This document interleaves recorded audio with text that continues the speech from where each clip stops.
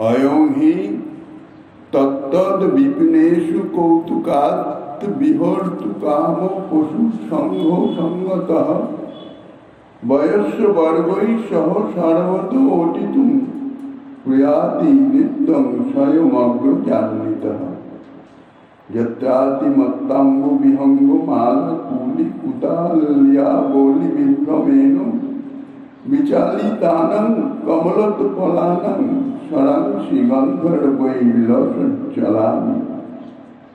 कलियुग पावन अवतार परम करुणामय श्री गौरांग सुंदरीर परम अंतरंग प्रिय पार्षद वर्ज पूज्य पाद श्री सनातन गोस्वामी पाद ताहार श्री श्री बृहद भागवतामृतम नामक श्री ग्रंथेर प्रथम खंडेर षष्ठ अध्याय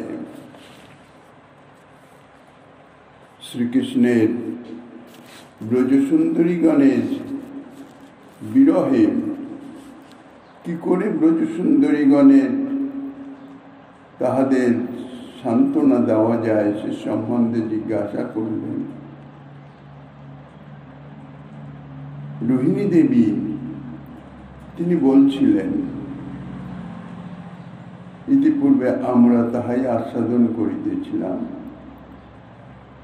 প্রকৃত প্রস্তাবে শ্রীকৃষ্ণ স্বয়ংই কৌতূহলবশত পরম রমণীয় বৃন্দাবনের সর্বত্র ভ্রমণ ও বিহারের জন্য গোচারণ ছলে বয়স্যবর্গ এবং অগ্রশ্রী বলরামের সহিত নিত্যে বনগমন করে থাকেন। কংস জননী পদ্মাবতী অভিযোগ করেছিলেন যে কৃষ্ণ বলদেবকে এই বালক অবস্থায় ব্রজবাসীজন বনে বনে পাঠিয়ে তাহাদের গোরক্ষার কার্যে নিযুক্ত করতেন। কণ্টকাকীর্ণ বনে তাদের কত কষ্ট হয়েছে। প্রকৃত প্রস্তাবে তারই উত্তরের প্রসঙ্গে রোহিণী দেবী তৎকালীন ব্রজে অবস্থান করেছেন। তিনি তৎকালীন শ্রী কৃষ্ণ বলরামের যে গোচারণ লীলা ইত্যাদি সে সম্বন্ধে তিনি প্রত্যক্ষদর্শী এবং অভিজ্ঞ। এখন যদি প্রশ্ন হয় যে ব্রজবাসীগণের তাহারা কৃষ্ণ বলরামকে গোচারণ করবার জন্য অর্থাৎ গোরক্ষার নিমিত্ত বনে পাঠানো তাহাদের ইচ্ছা নয়, তাহলে শ্রীকৃষ্ণ বনে গাভী রক্ষা করেন কেন? তাই পরপর 5টা শ্লোকে রুক্মিণী দেবী বর্ণনা করছেন যে এই শ্রীকৃষ্ণ সেই পরম অনির্বচনীয় শ্রী বৃন্দাবন বিপিন। বৃন্দাবন অপ্রাকৃত চিন্ময় ধাম, প্রাকৃত স্থানের মতো নয়। দেখতে প্রাকৃতবৎ মনে হলেও তাহার যে সৌন্দর্য মাধুর্য সমস্ত কিছুই হচ্ছে অনির্বচনীয়। শুধু অনির্বচনীয় নয়, পরম অনির্বচনীয়। সেই বৃন্দাবনের বনে বনে বিহারের অভিলাষে শ্রী গোবিন্দ অগ্রজ বলরামের সঙ্গে সখাগণ সঙ্গে গাভী চড়ানোর ছলে অর্থাৎ গবাদি পশুকুল চারণের ছলে বিভিন্ন বনভূমিতে ভ্রমণের জন্যে তিনি স্বয়ং ইচ্ছা করেই নিত্য বনে গমন করতেন।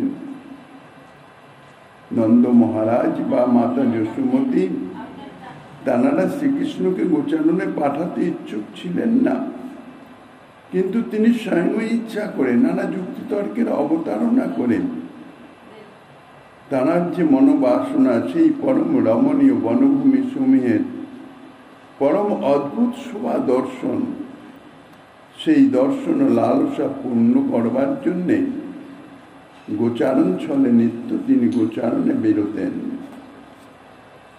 সেই শ্রী বৃন্দাবনের বহু বহু সরোবর এবং সেই সকল সরোবরে সতত মদমত্ত জলচর বিহঙ্গ সকল তাহারা বিহার করে থাকেন। বৃন্দাবনের শোভা কিরকম তাহা কথঞ্চিত বর্ণনা করছেন, যে সেই বৃন্দাবনে শত শত সরোবর আছে। সেই সরোবর কিরকম? সেই সকল সরোবরের জলরাশি কমল উৎপলাদি বিভিন্ন পুষ্পের শোভায় শোভিত, এবং শুধু তাই নয়, ওই সকল পুষ্পের সৌরভে আমোদিত। তাহাদের বিহার হেতু, সেই সব জলচর বিহঙ্গগণের বিহার হেতু বিচলিত জলজ কমল উৎপলাদি কুসুম সকলের পরিমলে সৌগন্ধে জলরাশি সৌরভান্বিত হয়ে থাকুন। অত্যন্ত মদমত্ত সারস চক্রবাকাদি যে জলচর পক্ষী সকল, তাহারা সেই সব সরোবরের নির্মল জলে তাহারা বিহার করেন। আর চঞ্চল অলিশ্রেণীর ক্রীড়াবশত বিচলিত জলজ কুসুমের সৌগন্ধে চতুর্দিক ব্যাপ্ত হয়ে যেত। তথা মহা আশ্চর্য বিচিত্রতাময়ী কলিন্দজা সা ব্রজভূমি সঙ্গিনী তথা বিধা বিন্দ নগ গাদি সম্ভবা পরাশ্চ নদ্য বিলসন্তি যত্র চ। ওই শ্রী বৃন্দাবনে, বৃন্দাবনের সঙ্গিনী শ্রী যমুনা, শ্রী যমুনা চিত্ত চমৎকারকারিণী, অদ্ভুত শোভাশালিনী। আবার বিন্দ পর্বতাদি সম্ভূত যে ক্ষুদ্র ক্ষুদ্র নদী সকল, সেই নদী সকল শ্রী বৃন্দাবনের শোভা সম্পাদন করতে থাকে। এইসব সরোবরের সদৃশই পরম রমণীয়, পরম শোভনীয় কলিন্দ নন্দিনী শ্রী যমুনা। এই ব্রজবিপিনে তিনি স্বয়ং যেন প্রত্যক্ষ বিরাজ করিতেছেন। আবার ওই সেই শ্রী যমুনার যে পুরীনাদি, উভয় তীর তাহা চিত্ত চমৎকার কাহিনী বিচিত্রতা যুক্ত, এবং নানাবিধ বৃক্ষ লতা গুল্ম ইত্যাদিতে অনির্বচনীয় পরম শোভাবতী। যেহেতু ওই যমুনা ব্রজভূমির সঙ্গিনী হয়ে রয়েছেন, আর ওই বৃন্দাবনের শোভা সম্পাদনের জন্য অপর অপর ক্ষুদ্র ক্ষুদ্র মানস গঙ্গাদি নদী সকল তাহারাও কিন্তু শোভা পাইতেছেন। তাহারাও যমুনার নেই পরম শোভাশালিনী।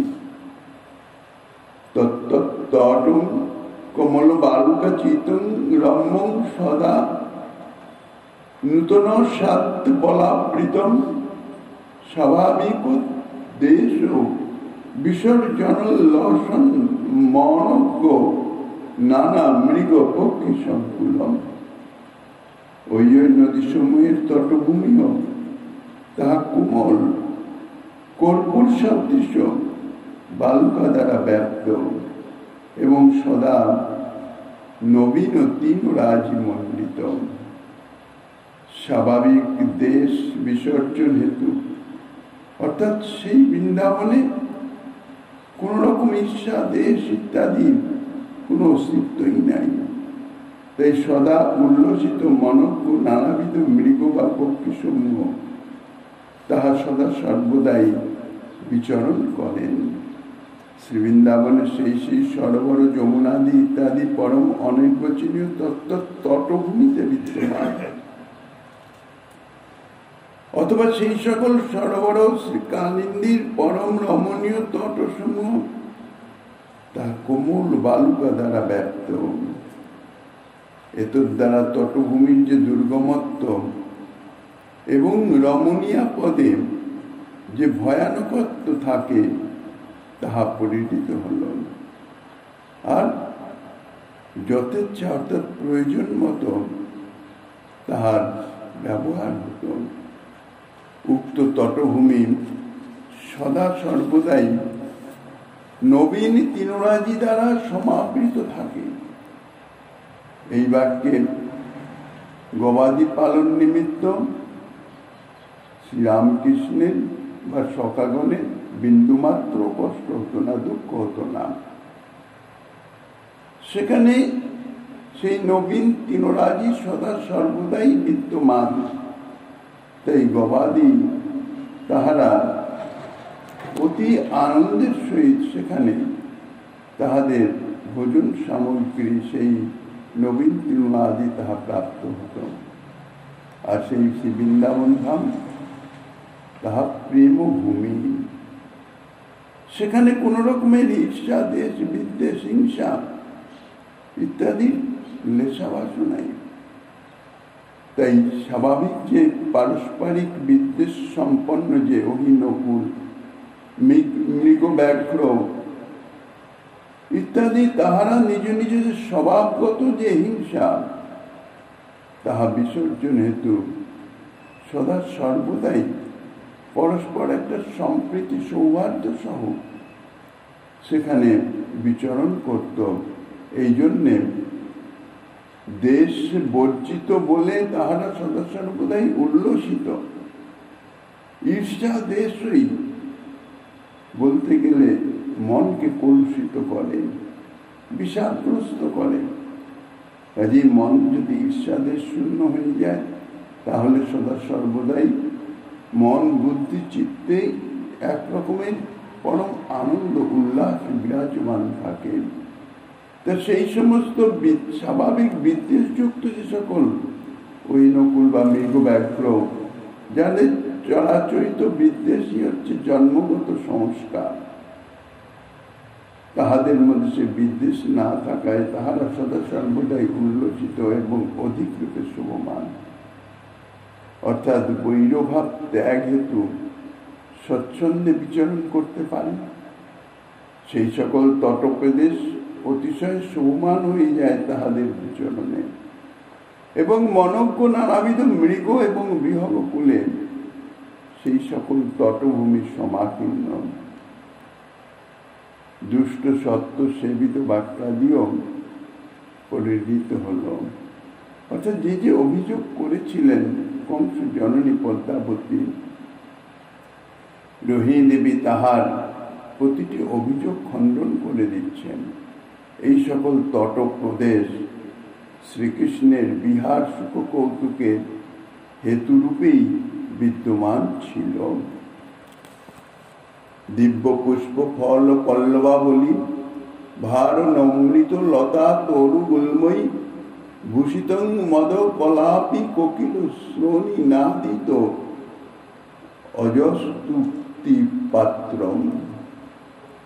দিব্য পুষ্প ফল পল্লবা দলের ভারী সদা সর্বদাই অবনত যে তরুলতা গুল্মরাজি, তাহা দ্বারা শ্রী বৃন্দাবন ভূমি সদা সর্বদাই বিভূষিত। আর সেই সকল বনভূমি মদমত্ত ময়ূর এবং কোকিলকুলের কলরবে মুখরিত।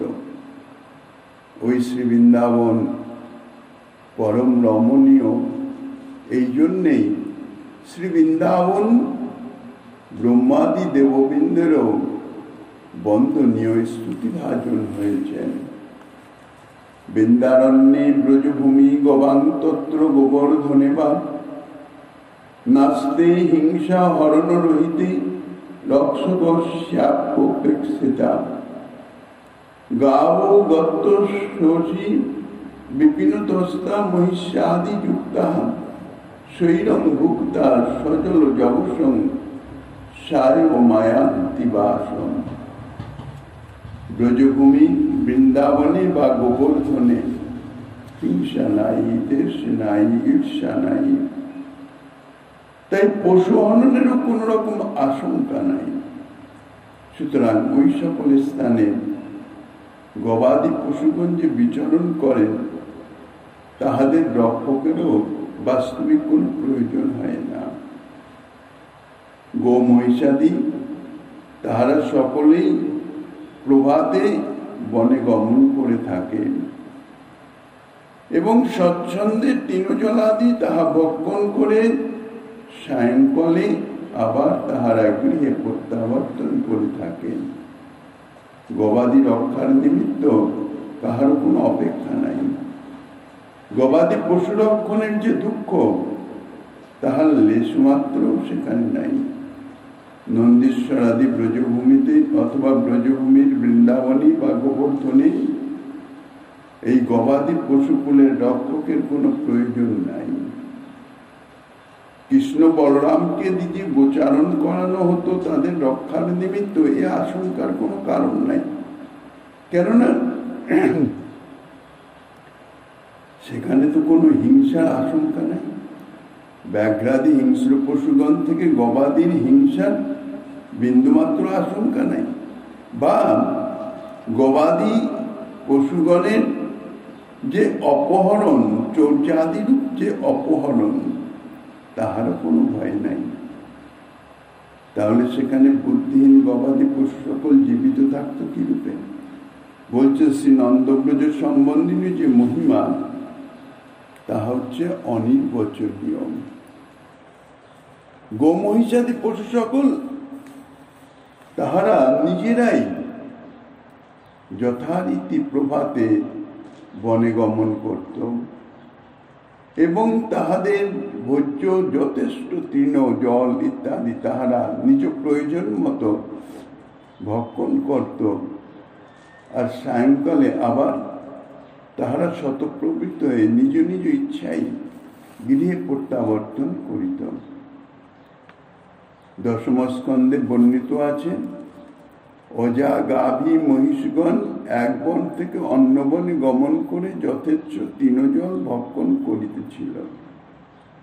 অতএব ওই বৃন্দাবনে গোরক্ষণের কোনো দুঃখ নাই। শ্রী বৃদ্ধ বাচ, বৃদ্ধ কংসমাতা জননী রোহিণী দেবীর এই কথার প্রতি উত্তরে বলছেন, অরে বালে অহিত বাচালে তত কথং তে গবাদয় অধুনা রক্ষকা ভাবা নষ্টা ইতি নিঃসম্মতে।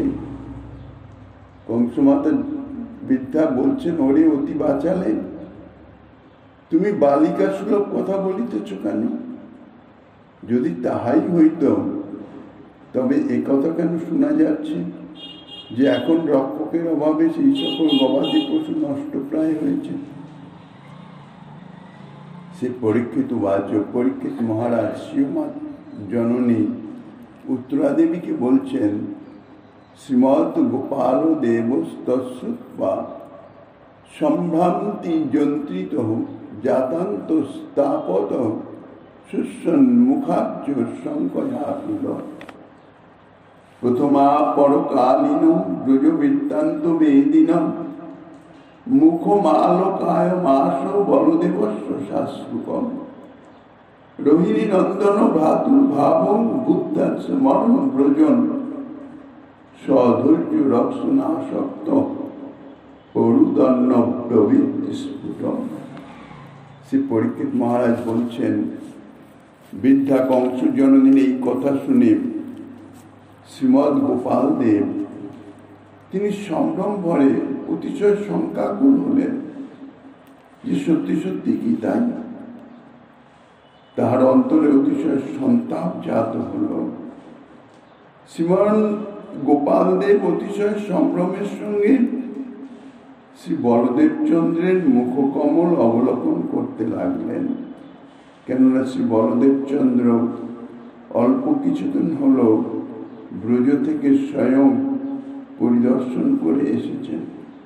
পূর্বাপর ব্রজবৃত্তান্তবিদ শ্রী বলদেব চন্দ্র শ্রী বলদেব চন্দ্রের সজল মুখকমল নিরীক্ষণ করতে লাগলেন। শ্রী গোপাল দেব অতিশয় সম্ভ্রমের সঙ্গে বলদেবের মুখকমল অবলোকন করতে লাগলেন। তার কারণ এই যে শ্রী বলদেবই পূর্বাপর ব্রজবৃত্তান্ত জ্ঞাত আছেন। মধুপুরী আগমনের পূর্ববর্তী ও পরবর্তী যে কাল সম্বন্ধে যে ব্রজের বৃত্তান্ত, সে সমুদায় শ্রী বলদেব চন্দ্র জানেন। এই প্রকারে শ্রীকৃষ্ণের অন্তরে অতিশয় সন্তাপ জাত হল যে সত্যি সত্যি ব্রজের এই অবস্থা।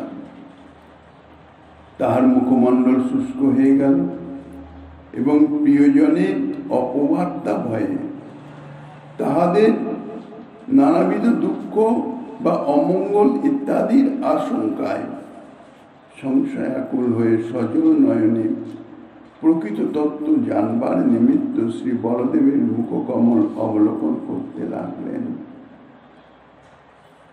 রোহিণী নন্দন ভ্রাতুর্ভাবং বুদ্ধা স্মরণ ব্রজন সধৈর্য রক্ষণাসক্ত প্ররুদন ব্রবীত স্ফুটম। তখন শ্রী রোহিণী নন্দন তিনি ভ্রাতার মনোভাবটি বুঝতে পারলেন এবং সঙ্গে সঙ্গে ব্রজভূমির স্মৃতি অন্তরে জেগে উঠল।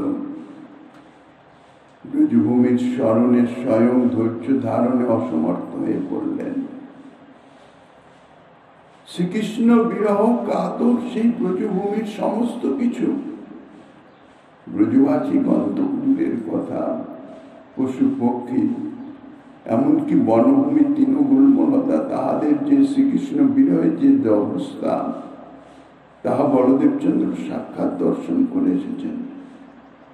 কাজে সেই ব্রজভূমির স্মৃতি যখনই চিত্তপটে উদিত হল, তিনি আর ধৈর্য ধারণ করতে সমর্থ হলেন না।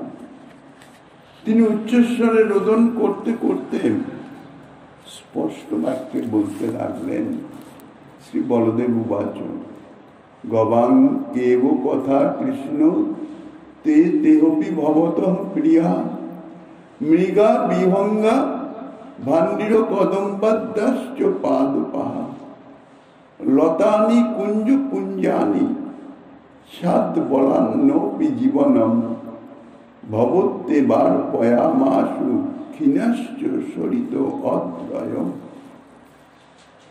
শ্রী বলদেবচন্দ্র বলছেন, হে কৃষ্ণ, গোসকলের কথা আর কি বলবো। তোমার প্রিয় যে মৃগকুল, বিহঙ্গকুল, ভান্ডির কদম্বাদি যে বৃক্ষ সকল, লতা সকল, কুঞ্জ সকল, তৃণমণ্ডিত সেই ক্ষেত্র সকল, শ্রী বৃন্দাবন ভূমির সমস্ত কিছুই তো তোমাতে সমর্পিত। তোমাতেই তাহারা জীবন সমর্পণ করেছেন। তাই তাহাদের অবস্থা কি?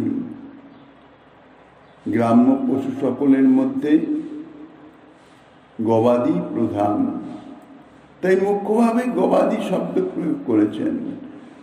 বলছেন, এই কৃষ্ণ গোগণের কথা কি বলবো, তাহাদের কথা তো দূরে, অরণ্যচারী যে সমস্ত মৃগকুল যখন তোমাতে জীবন সমর্পণ করেছে, তখন তোমার পালিত অর্থাৎ তৎকৃত পালনই যাহাদের জীবন স্বরূপ, বনে গমন গিয়ে তুমি তাদের প্রতি যে প্রীতি প্রদর্শন করেছ, যে স্নেহ প্রদর্শন করেছ, সেই সকল গোমহিষাদির মরণ, ইহার বিচিত্র কি? সেই বিহঙ্গ অর্থাৎ সেই সমস্ত অরণ্যচারী মৃগাকুল, কৃষ্ণ সারাদি মৃগকুল, ময়ূরাদি পক্ষী সকল, সরিত অর্থাৎ যমুনাদি নদী ও সরোবর এবং গোবর্ধনাদি যে পর্বত সকল, তারা প্রত্যেকেই প্রতিদিন দিনে দিনে ক্ষীণ থেকে ক্ষীণতর হইতেছে তোমার বিরহে, তোমার অভাবে, তোমার দর্শন অভাবে। মনুষ্য কাচিদ ভ্রাত পরন্তি সত্যবাক্যত যাতা স্বয়ৈব জীবন্তি নেচ্য শ্রোতু মত পরম। হে ভ্রাত, মনুষ্যের মধ্যে কদাচিৎ কেহ তোমার সত্যবাক্যের উপর নির্ভর করে তোমার দর্শন আশায় এখনো জীবন ধারণ করিতেছে। কারণ তুমি বলে এসেছ তুমি অবশ্যই প্রত্যাবর্তন করবে। অতঃপর এই হচ্ছে ব্রজের বাস্তবিক অবস্থা। এখন ব্রজের মৃগকুল বা অন্যান্য যাহা কিছু তুমি যা বললেন, তাদের যদি এই অবস্থা হয়, তাহলে সেখানকার ব্রজবাসীগণ, গোপগণ, তাদের কি অবস্থা হবে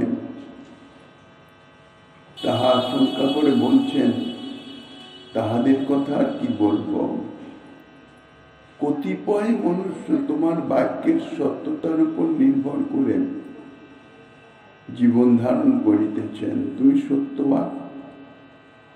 এখানে কতিপয় বলছেন কেন?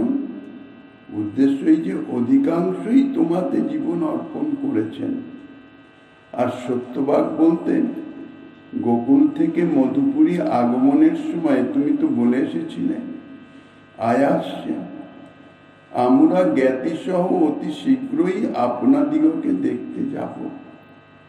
তোমার এই বাক্য তাহারা অভ্রান্ত, সত্য, এই বিশ্বাস করে ভগবৎ সন্দর্শনাদি লাভ আশায় জীবন ধারণ করিতেছেন। অন্য বিশেষ বৃত্তান্ত আর সকলের বৃত্তান্ত শ্রবণ করার ইচ্ছা করি না, কেননা প্রিয়জন বিষয়ক যে দুঃসংবাদ, দুর্বার্তা, তাহা শ্রবণে মহা অনর্থের উৎপত্তি হতে পারে। কিন্তিদানীমপি ভবান যদি তন্নানুকম্পতে যম এব তদা সর্বান বেগেনানুগ্রহিষ্যতি যত্তত্র চ তয়াকারী নির্বিষ কালীয় হ্রদ শোক অয়ং বিপুলস তেষাং শোকে অন্যৎ কারণং শ্রীণু। কিন্তু এখনো তুমি যদি তাহাদিগের প্রতি অনুগ্রহ না করো, তবে অতি সত্বর যমরাজই তাহাদিগের প্রতি অনুগ্রহ প্রকাশ করবেন। কারণ যমরাজের অনুগ্রহে তাহাদের অন্তত এই বন্ধু বিয়োগ জনিত যে পরম শোক ও দুঃখ তার উপশম হবে। ব্রজের দশার কি বলবো? তুমি যে ব্রজে কালীয় রথকেও নির্বিষ করে দিয়েছ, ইহাই তাহাদের বর্তমান বিপুল শোকের কারণ হয়েছে। আরো শোকের অন্য কারণ আছে, তাহা শ্রবণ করুন। যে কালীয় হ্রদের বিষ জলে অন্তত তাহাদের প্রাণত্যাগের একটা উপায় ছিল, কিন্তু তুমি তো তাহাও নির্বিষ করে রেখে এসছ। ইহাই তাহাদের এখন মহান শোকের কারণ। তুমি যদি তাহা না করতে, তাহলে এই শোক ও বিষাদ গ্রস্ত এই যে প্রাণ, এই প্রাণ তারা কালীয় জলের বিসর্জন দিতে পারত। বিষের অভাবে সত্য মরণ তা তো অসম্ভব হয়ে গেছে। জল প্রবেশাদি দ্বারাও মরণ হচ্ছে না। অবশ্য তার অন্য কারণও আছে, তা শ্রবণ করো। জলে প্রবেশ করে যে দেহত্যাগ করবে তাও সম্ভব নয়, কেননা তত্ত্বত্র যমুনা স্বল্প জলা শুষ্কি বর্ষাহজনী গোবর্ধন অবনীচ যশৌ স্বপ্নাপ্ত যোগ ধৃত সুতয়া। যমুনা ইত্যাদি যে সমস্ত নদীগণ, তাহারাও অতি স্বল্প জলা, প্রায় শুষ্ক প্রায় হয়ে গেছে। আর যে গোবর্ধন তোমার করকমলে উত্তোলিত হয়ে স্বর্গপ্রাপ্ত হয়েছিল, এত উচ্চ ছিল, সেই উন্নত গিরিরাজও এক্ষণে অতি নিচু হয়ে গেছে, বলতে গেলে ভূতলগত হয়ে গেছে। শরীর সকলের ক্ষীণত্ব বিবৃত করে তাহাদিগের শোকের কারণ বলছেন যে ব্রজভূমি সম্বন্ধে নিজে যমুনা পূর্বে বিপুল তরঙ্গমালা সমাকুল ছিলেন, পরম গাম্ভীর্যাদি যুক্ত ছিল। কাজী প্রাণত্যাগের ইচ্ছা করলে তাহা অতি সহজেই হতো। কিন্তু এখন তোমার বিরহে ওই যমুনা অতি স্বল্প জলা, বলতে গেলে কি শুষ্ক প্রায় হয়ে গেছে। অতএব যমুনা জলে প্রবেশ করে যে প্রাণ ত্যাগ করবে তাহাও সম্ভব হইতেছে না। আর উচ্চ পর্বত থেকে ভৃগুপাতে যে মরণ, তাহাও অসম্ভব হয়ে গেছে। যে গোবর্ধন আদি গিরি সকল, তৎকর্তৃক উদ্ধৃত হয়ে, অর্থাৎ শ্রী গোবিন্দ যখন গিরিরাজ গোবর্ধনকে ধারণ করেছিলেন, এত উচ্চ ছিল যেন মনে হতো স্বর্গ প্রাপ্ত করবেন। অর্থাৎ এই স্বর্গপ্রাপ্তি দৃষ্টান্তে গোবর্ধনের পরম উচ্চতা বর্ণনা করছেন। বলছে সেই গিরিরাজও এক্ষণে তোমার বিরহ দুঃখে অত্যন্ত নিচ হয়ে গেছে, যেন শুকিয়ে গেছেন, দিনে দিনে যেন ভূতলে প্রবেশ করিতেছেন। সুতরাং তাহার শৃঙ্গাবলী থেকে শিলাখণ্ড চয় তাহাও স্খলিত হয়ে গেছেন। এ বিষয়ে অতি বিস্তৃতভাবে শ্রী হরিবংশ গ্রন্থেও উল্লেখিত আছেন। সুতরাং ন জানত ন শোনান প্রাণাং তন্নামামৃত সেবিনা পরং শুষ্ক মহারণ্য দাবাগ্নির্ভাবিতা গতি। আর অধিক কি বলবো, যাহারা জীবিত আছেন তাহারাও স্নান পান ভোজনাদি তাহা ত্যাগ করেছেন। তাহাদের প্রাণ যে এখনো আছে তাহার মূল কারণ হচ্ছে তোমার নামামৃত সেবন।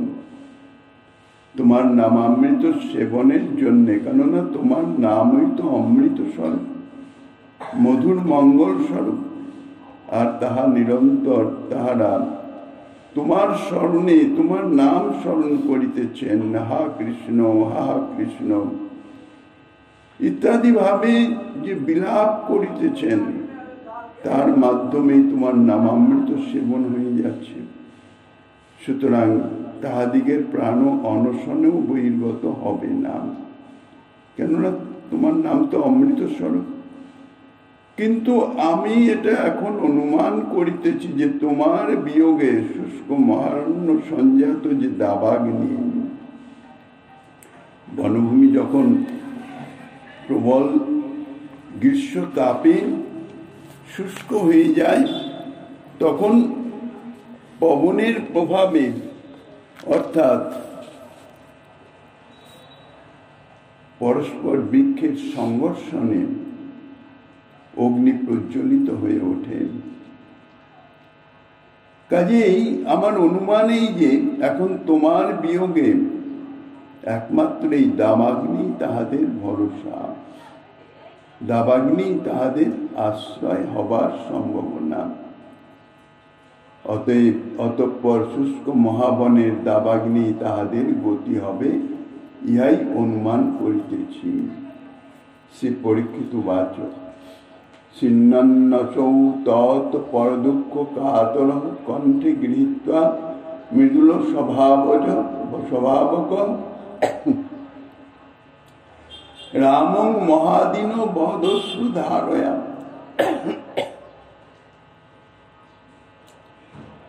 ধৌতাঙ্গ রাগ সুস্বরম।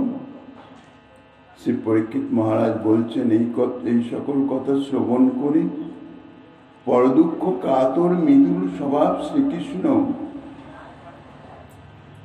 শ্রী বলদেব চন্দ্রের কণ্ঠ ধারণ করে মহাদীনবৎ উচ্চস্বরে আরতি ভরে রোদন করতে লাগলেন।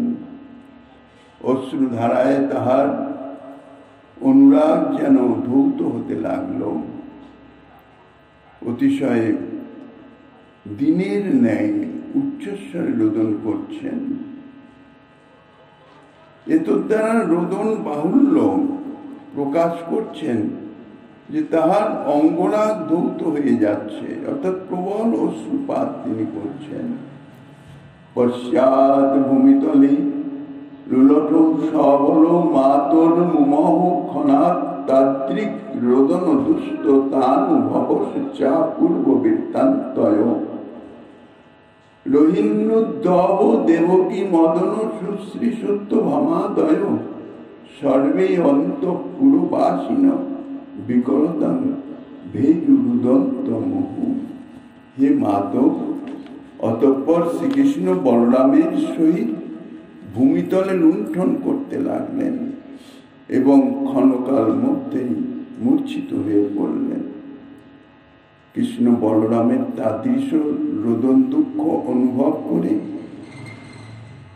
রোহিণী, উদ্ধব, দেবকী, মদন জননী রুক্মিণী দেবী, শ্রী সত্যভামা প্রভৃতি যে অন্তঃপুরবাসিনী সকল, তাহার এই অভূতপূর্ব ঘটনা দেখে বারংবার রোদন করতে করতে সকলেই বিকলতা প্রাপ্ত হলেন। উচ্চস্বরে রোদনান্তর শ্রীকৃষ্ণ বলদেবের সহিত ভূমিতলে যখন লুণ্ঠন করতে লাগলেন, তখন ক্ষণকালের মধ্যেই উভয়ে মূর্ছিত হয়ে গেলেন।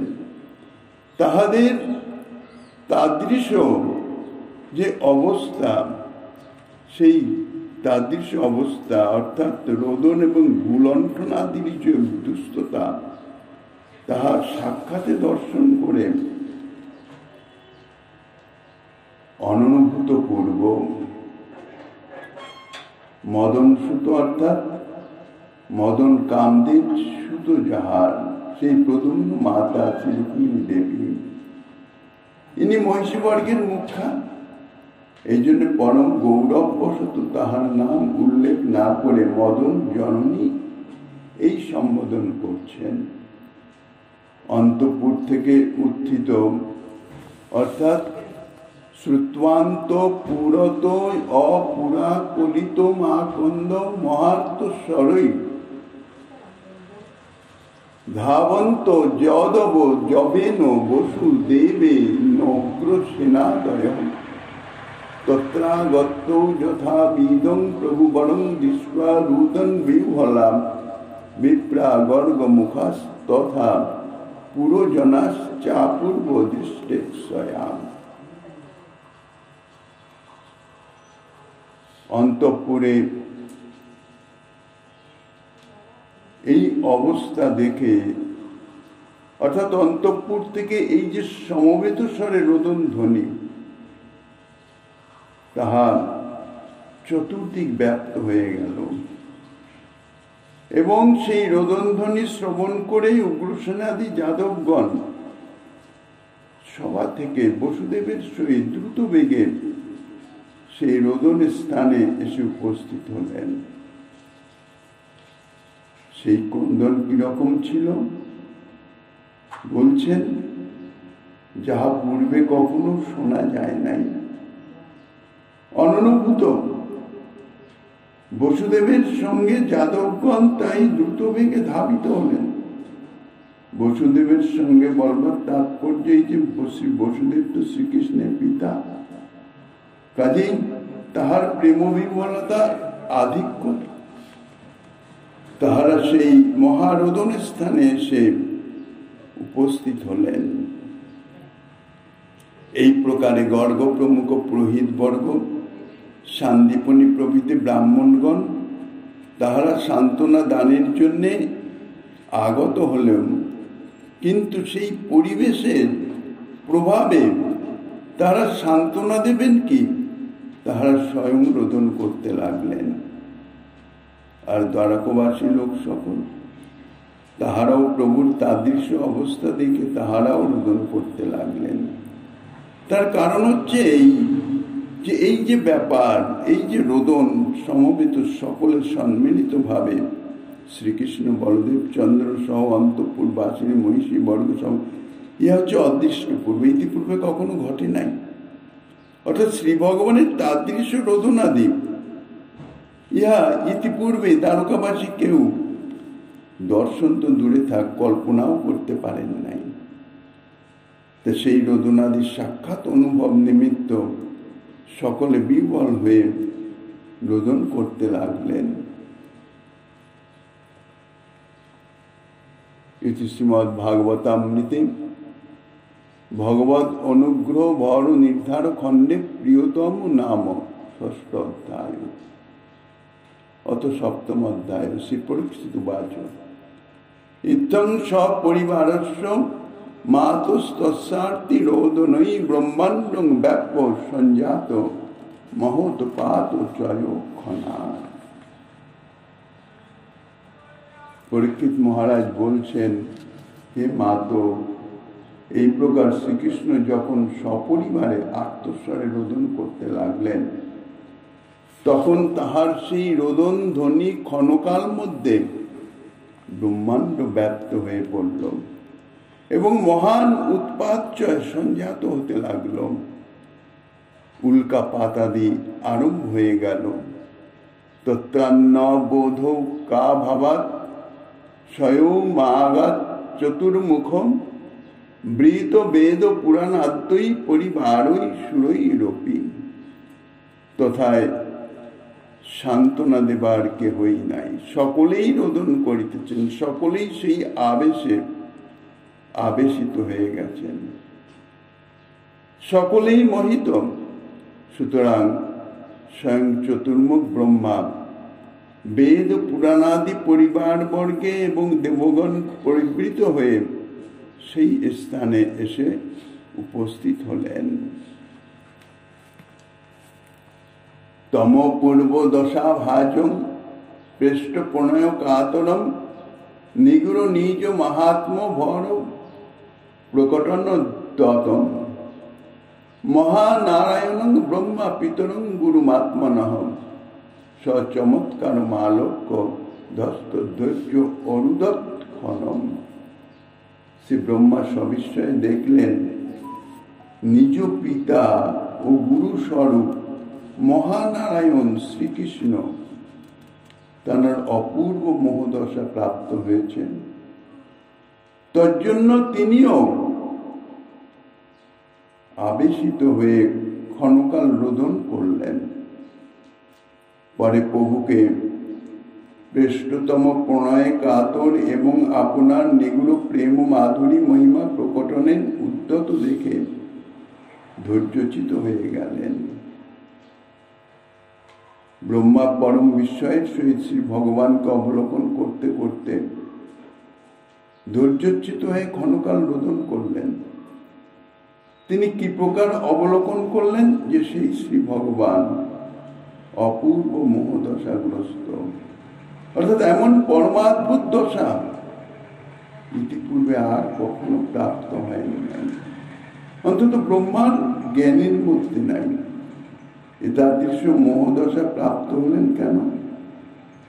প্রিয়জনের প্রতি যে প্রণয়, যে প্রেম প্রীতি ভালোবাসা, তাহাতে বিবশ হয়ে গেছেন। সেই প্রণয় বিবশতার জন্যে, যেহেতু তিনি পরম রহস্যময় নিজ মাহাত্ম্য রাশি অভিব্যঞ্জনের সমুদ্যত, অর্থাৎ তিনি পরম রহস্যপূর্ণ নিজ মাহাত্ম্য রাশি অনর্গল ভাবে প্রকটন জন্য আবির্ভূত হয়েছেন। এই জন্য তাদৃশ্য মোহদশা প্রাপ্ত হয়েছেন। অতএব ইনি মহানারায়ণ, যেহেতু নারায়ণ স্বরূপে বৈকুণ্ঠেও কখনো ঈদৃশ মহাত্মা প্রকটন করেন নাই। আর ব্রহ্মা তাদৃশ্য জ্ঞানবন্ত এবং মহানারায়ণকে সান্ত্বনা দেবার জন্য সমাগত। তথাপি ব্রহ্মা রোদন করলেন কেন? তার হেতু হচ্ছে এই যে শ্রী ভগবান তাহার নিজ পিতা, শুধু পিতা নন, বেদাদি শাস্ত্রের উপদেশক বলে তিনি গুরুও। সুতরাং ভক্তি বিশেষের উদয়ে ব্রহ্মা ও প্রেম ভরে রোদন করতে লাগলেন। নতুবা তাদৃশ্য ধৈর্যচ্যুত হয়ে রোদন করা ইহা ব্রহ্মার পক্ষে অসম্ভব। সংস্তব্য যত্নান আত্মানাং শাস্ত্রং জনয়িতুং প্রভু উপায়ং চিন্তয়ামাস প্রাপ চানন্তরং হৃদি তত্ত্বৈব ভগবৎ পার্শ্বে রুদন্তং বিনুতাসুতম উচ্চৈ সম্বদ্ধ যত্নেন স্ববোধি কীর্ত স্ববদৎ। পরে যত্ন সহকারে নিজে ধৈর্য ধারণ করলেন। ধৈর্য ধারণ করে প্রভুর শাস্ত্র সম্পাদনে, অর্থাৎ চৈতন্য সম্পাদন কি করে করা যায় সেই উপায় চিন্তা করতে লাগলেন এবং ক্ষণকাল পরে সেই উপায় নিজ হৃদয়ে স্ফূর্তি প্রাপ্ত হলো। কি উপায়ে প্রভুর ধৈর্য ধারণ সম্ভব? সেইখানে ভগবৎ পার্শ্বে বিনতানন্দন গরুড়ও তিনি অবস্থান করিতেছেন, রোদন করিতেছেন। ব্রহ্মা তাহাকে উচ্চস্বরে সম্বোধন করে যত্নের সঙ্গে তাহার চেতনা সম্পাদন করালেন। অর্থাৎ রোদনে এমন বিবশ হয়ে গেছেন যে পারিপার্শ্বিক সম্বন্ধে কোনো স্মৃতি নাই। শ্রী ব্রহ্মা তাকে সম্বোধন করে বলছেন, যশ্রী বৃন্দাবনং মধ্যে রৈব তাদ্রি সমুদ্রায় শ্রীমান নন্দ যশোদাদি প্রতিমালং কৃতান্তরম গোযুতৈ তাদৃশৈর্যুক্তং রচিতং বিশ্বকর্মণা রাজতে মাথুরং সাক্ষাৎ বৃন্দাবনমিবাগতম তত্রেমং সাগ্রজং যত্নাৎ যথাবস্থং শনৈর্নয়ং কেবলং ইয়াতু তত্রৈষা রোহিণ্যং ন পশ্যন। শ্রী ব্রহ্মা বলছেন, লবণ সমুদ্রের মধ্যস্থলে, দ্বারকাপুরীত সমুদ্রের মধ্যেই বলছেন মধ্যস্থলে লৈবতক পর্বত, ওই পর্বতে বিশ্বকর্মা নির্মিত শ্রীমন নন্দ যশোদার এবং গোযুধের প্রতিকৃতির দ্বারা সমলঙ্কৃত বৃন্দাবন নামক একটি স্থান আছে।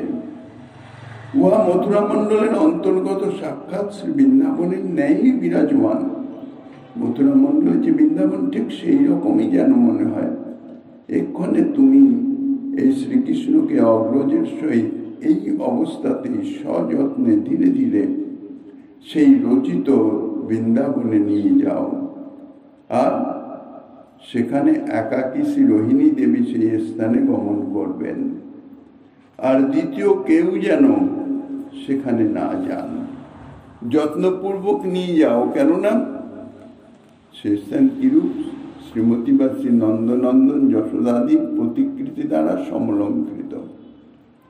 আদি শব্দে অন্যান্য যে ব্রজ গোপ গোপী তাহারা, অর্থাৎ রাধিকাদি গোপীগণ, শ্রী আজমাদি সখাগণ, অর্থাৎ তাহাদের প্রতিমা, তাহার সমস্ত সেই প্রতিমা দ্বারা, তাহাদের প্রতিকৃতি দ্বারা সমলঙ্কৃত ভগবৎ পালিত মাথুর মণ্ডল অন্তর্গত শ্রী বৃন্দাবনের সদৃশ্য।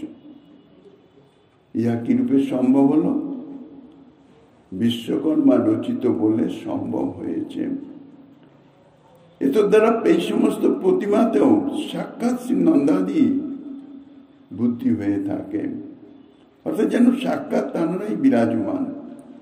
অতএব শ্রী মথুরা মণ্ডল সম্বন্ধে শ্রী বৃন্দাবনও সাক্ষাতের ন্যায় প্রতীত হয়ে থাকে। এই প্রকার গোযুথের, মৃগকুলের, পক্ষী সমূহের এবং বৃক্ষাদির প্রতিকৃতি সমস্ত রচিত হয়ে আছে। এই জন্যেই তাহা সাক্ষাৎ রূপে প্রতিভাত হয়ে থাকে। সেই রচিত নববৃন্দাবনে কেবল একমাত্র পরম সুবুদ্ধিমতী শ্রী রোহিণী দেবী গমন করবেন, কারণ তিনি পূর্বে ব্রজে বাস করেছেন, ব্রজের রীতিনীতি ইত্যাদি সমস্ত অবগত আছেন। আর কেউ যেন সেখানে না যান। সে পরীক্ষিত বাজ পরম প্রযত্নতা স্বস্থতাং নিত ব্রহ্মণা সখগেশ্বর বিশারদ বড় পৃষ্ঠে মন্দং মন্দং ন্যধত্ত। শ্রী পরীক্ষিত মহারাজ বলছেন, ব্রহ্মার যত্ন সহকারে সুস্থ করলে খগপতি গরুড় শ্রীকৃষ্ণ শ্রী বলরামকে ধীরে ধীরে স্বীয় পৃষ্ঠে স্থাপন করলেন।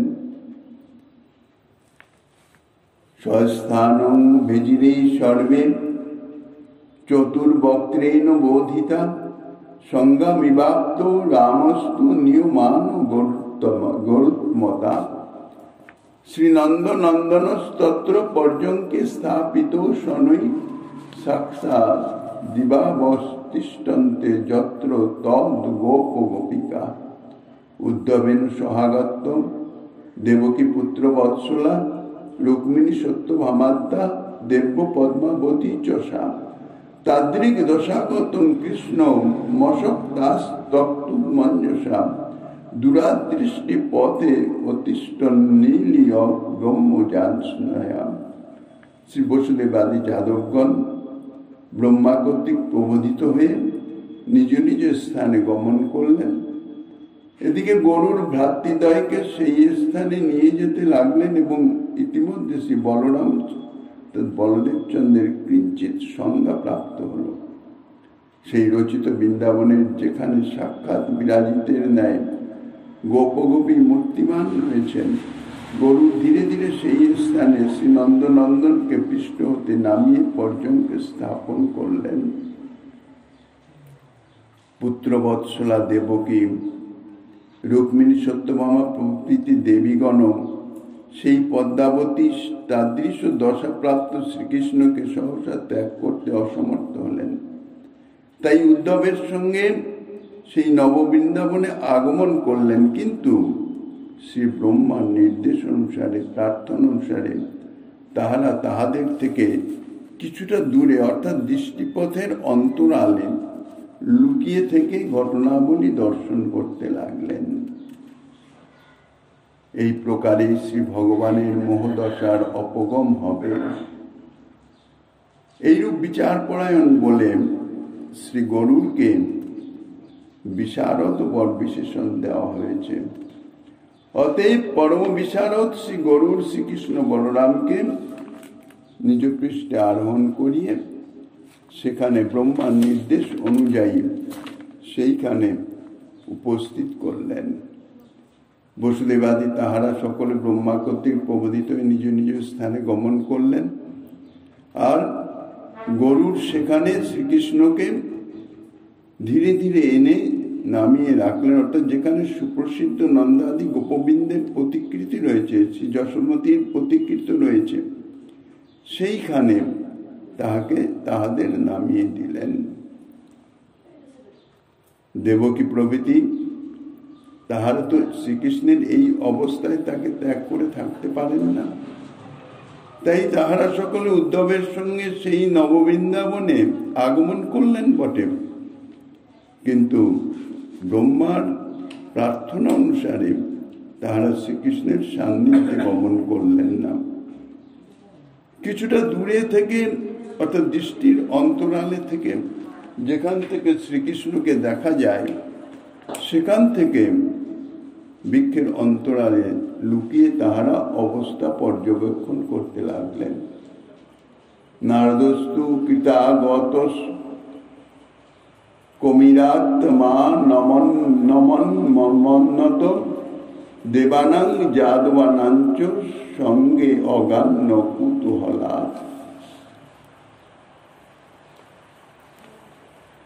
বৃহত্তন্তর্হিত ভূত্বা বদ্ধৈকং যোগপট্টকম নিবিষ্ট ভগবত চেষ্টা মাধুর্যানুভবায়সা। গরুরশ্চ পরিবম্ন স্থিতায় অপ্রত্যক্ষমাত্মনঃ পক্ষাভ্যামাচরং ছায়া মন্ন বর্তত তং প্রভু। শ্রী নারদ ঋষি নিজেকে অপরাধী মনে করিতেছেন, কেননা তাঁর আগমনেই তো এই সমস্ত ঘটনার উৎপত্তি হয়েছে। তাই নিজেকে অপরাধী মনে করে অন্যান্য দেবতাগণের সঙ্গে গমন করলেন না, বা যাদবগণের সঙ্গেও গমন করলেন না, পরন্তু কৌতূহল বশত শ্রী ভগবানের লীলাচরিতের মাধুর্য আস্বাদনের জন্য শূন্যমার্গে থেকে যোগপট্ট বন্ধন করে অন্তর্হিতের ন্যায় তিনি অবস্থান করতে লাগলেন। আর শ্রী গরুরও তাহাদের নামিয়ে দিয়ে অলক্ষিতভাবে আকাশে থেকে স্বীয় পক্ষদ্বয় দ্বারা ছায়া বিস্তার পূর্বক প্রভুর সেবা করতে লাগলেন। শ্রী নারদ শ্রী ভগবানের মোহ উৎপাদক। এই যে শ্রী ভগবানের মোহ উৎপাদিত হয়েছে তাহার মূল কারণ নারদ। কাজে সেই কারণ বিশেষের উত্থাপনের জন্য নিজেকে অপরাধী বলে বিবেচনা করতে লাগলেন। তথাপি আপনাকে অপরাধীর ন্যায় মনে করে বসুদেব যাদবগণের সঙ্গে কিন্তু অন্যত্র বা ব্রহ্মাদির সঙ্গে দেবতাগণের সঙ্গে তিনি চলে গেলেন না। কৌতূহল বশত তিনি আকাশে যোগপট্ট বন্ধন করে অন্তর্হিতের ন্যায় অবস্থান করতে লাগলেন। কি জন্যে? না শ্রী ভগবানের চরিত মাধুর্য অনুভব করবার জন্যে, শ্রী ভগবানের যে চরিতাবলী, যে মাধুর্য, তাহার সাক্ষাৎকার করবার জন্যে। এই প্রকারে শ্রী গরুড়ও অপ্রত্যক্ষভাবে আকাশে থেকে, অর্থাৎ যেমন ভাবে থাকলে কেউ লক্ষ্য করতে পারবে না, অথচ নিজ প্রভুকে দেখা যায়, এরূপ স্থানে থেকেই প্রভুর সেবায় রত হয়ে রইলেন। অত কৃষ্ণাগ্রজ প্রাপ্ত ক্ষণেন সস্ততামিব তং সর্বার্থমভিপ্রেত্য বিচক্ষণ শিরোমণি ক্ষিপ্রং শস্যানুযস্যাপি সন্মারিচ বদনাম্বুজম বস্ত্রদরান্তরে বংশী শৃঙ্গবেত্রে চ হস্তয়ম কণ্ঠে কদম্ব মালাঞ্চ বঢ়া পিরঞ্চ মূর্ধনি নবগুঞ্জাবতংসঞ্চ কর্ণয়ন নির্দধেশ্বনৈ রচয়িতা বর্ণবেশং তষ্টু কল্পিত বস্তুভিঃ বলাৎ উত্থাপয়ন ধৃত্বা ব্রবৃত উচ্চতর স্বরৈ। অনন্তর বিচক্ষণ শিরোমণি শ্রী বলদেব চন্দ্র ক্ষণকালের মধ্যেই শাস্ত্র লাভ করলেন এবং ব্রহ্মার অভিপ্রেত অর্থটি বুঝতে পেরে কি উদ্দেশ্যে ব্রহ্মাই নববৃন্দাবনে পাঠিয়েছেন সেটি তিনি অনুভব করলেন, বুঝতে পারলেন।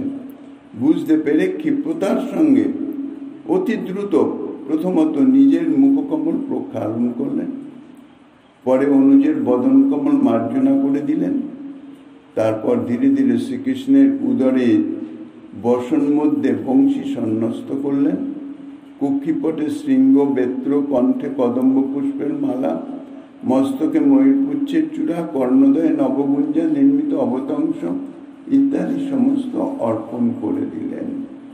অর্থাৎ তিনি এইরূপে বিশ্বকর্মা কল্পিত সামগ্রী দ্বারা শ্রীকৃষ্ণের বর্ণবেশ রচনা করে দিলেন এবং বলপূর্বক শয্যা থেকে তুলে উচ্চস্বরে বলতে লাগলেন। শ্রী বলরাম এই রূপে নিজের এবং শ্রীকৃষ্ণের উভয়েরই বর্ণবেশ রচনা করলেন।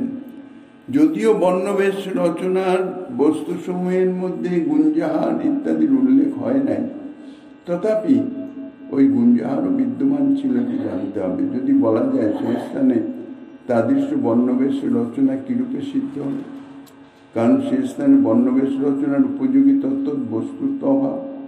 তার উত্তরে বলছেন বিশ্বকর্মা কল্পিত বংশী প্রভৃতি অপরাপর সমস্ত বস্তুসমূহ সেখানে ছিল। অর্থাৎ শ্রীবৃন্দাবনে পূর্বে যেমন বর্ণবেশ রচনার উপযোগী দ্রব্যাদি থাকত, এখানেও দেবশিল্পী কর্তৃক তাদৃশ দ্রব্যাদি সমস্ত কিছুই বিদ্যমান ছিল। যেহেতু তিনি দেবশিল্পী, এই জন্য তাদৃশ দ্রব্যাদি নির্মাণের শক্তি অবশ্যই স্বীকার করতে হবে। অতঃপর শ্রী বলরাম নিজ কর দ্বারা শ্রীকৃষ্ণকে স্বয়ং থেকে বলপূর্বক তুললেন এবং উচ্চস্বরে বলতে লাগলেন। শ্রী বলদেব উবাচ শ্রীকৃষ্ণ কৃষ্ণ ভো ভ্রাতুরুত্তিষ্ঠোত্তিষ্ঠ জাগৃহি পশ্চাদ্য বেলাতিক্রান্ত বিশন্তি পশববনম শ্রীদামাদ্যা বয়স্যাশ্চ স্থিতা ভবদপেক্ষয়া স্নেহেন পিতরৌ কিঞ্চিন্ন শক্তৌ ভাসিতুম তৈ। শ্রী বলদেব চন্দ্র উচ্চস্বরে বলছেন, শ্রীকৃষ্ণ কৃষ্ণ ভ্রাতা উঠো উঠো, জাগরিত হও, দেখো আজ কত বেলা হয়ে গেল, ধেনু সকল বনে প্রবেশ করিতেছেন, শ্রীদামাদি বয়স্যগণ তোমার অপেক্ষা করে রয়েছেন, মাতা ও পিতা স্নেহবশত তোমাকে কিছু বলতেই পারছেন না।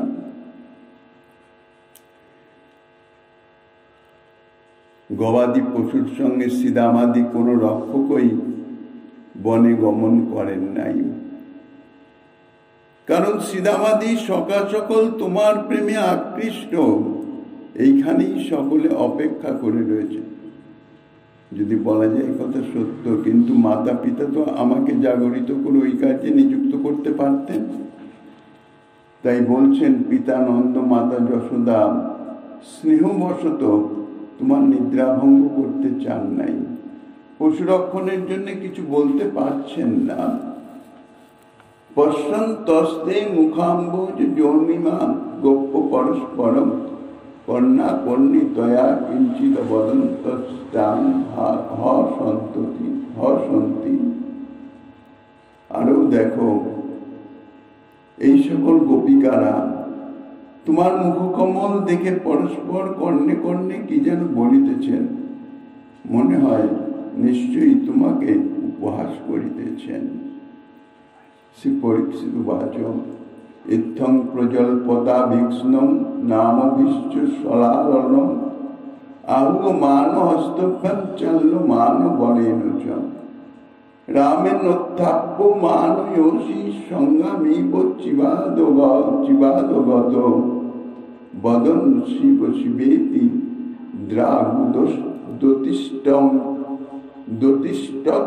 বিস্ময়ম।